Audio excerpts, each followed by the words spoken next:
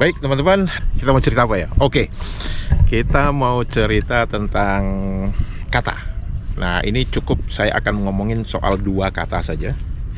Dua kata yang digunakan di Malaysia. Dan kata-kata itu sedikit berbeda, tapi mempunyai maksud yang sama dengan yang digunakan Indonesia. Oke, kalau teman-teman sampai mendarat di lapangan terbang Kuala Lumpur atau Kuala Lumpur International Airport KLIA, ketika teman-teman datang itu kan ada tulisannya tuh arrival hall, dan dalam bahasa Malaysianya itu tertulis balai ketibaan. Kemudian kalau teman-teman mau meninggalkan Kuala Lumpur, mau pulang ke negara, mau ke negara Indonesia, itu ada tulisan yang namanya departure hall. Itu bahasa Inggrisnya. Kalau bahasa Malaysianya itu adalah balai perlepasan. Ya, saya nggak tahu apakah balai atau terminal, saya lupa ya. Tapi itulah pokoknya yang dimaksud dengan departure itu adalah perlepasan, yang dimaksud dengan arrival adalah ketibaan. Itu di bahasa Malaysia yang tertulis di negara Malaysia. Sekarang mari kita coba bandingkan dengan apa yang tertulis kalau kita mendarat di Indonesia. Misalkan kita mendarat di Jakarta. Saat kita mendarat di Jakarta, itu tertulisnya apa? Terminal kedatangan. Kemudian kalau kita mau meninggalkan Indonesia, di situ tertulis terminal keberangkatan. Jadi kalau kita bicara tentang kesamaannya, yang sama-sama maksud kedatangan dan ketibaan. Jadi kalau kedatangan itu arrival dalam bahasa Indonesia, ketibaan itu juga arrival tapi dalam bahasa Malaysia.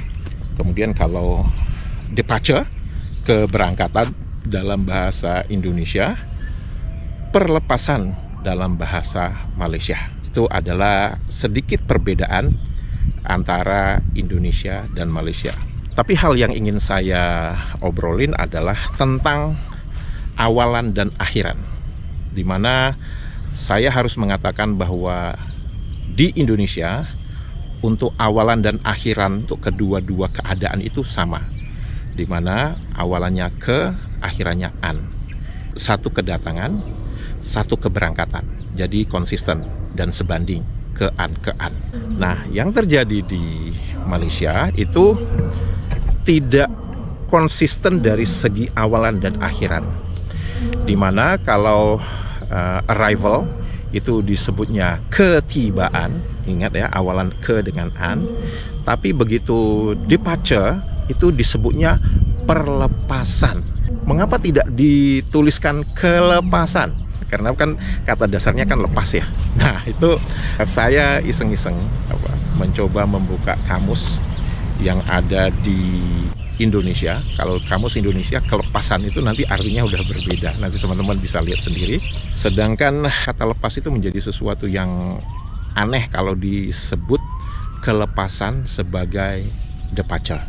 Malaysia menggunakan awalan dan akhiran yang berbeda, yang dimana departure-nya disebut perlepasan, tapi arrival-nya disebut ketibaan. Berbeda dengan Indonesia. Indonesia lebih konsisten keberangkatan dan kedatangan.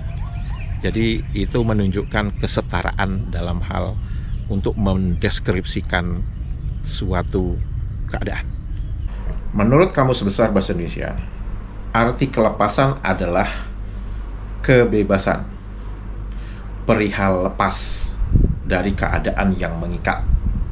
Ya, jadi lebih ke arah kemerdekaan begitu ya.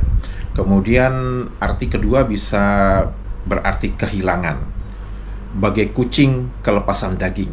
Kemudian arti ketiga, nah ini udah jarang digunakan karena itu diberikan tanda archive, yaitu artinya cuti, liburan, vakansi. Nah, coba perhatikan teman-teman ya, untuk makna ketiga ini nanti kita coba bandingkan dengan apa yang tertulis di Kamus Dewan. Kamus Melayu terbitan Dewan Pustaka. Kemudian arti keempat masih menjadi archive, yaitu berarti ini kalimat yang sudah jarang digunakan atau sudah dianggap kata-kata lama begitu, yang berarti sudah terlanjur kelepasan bicara.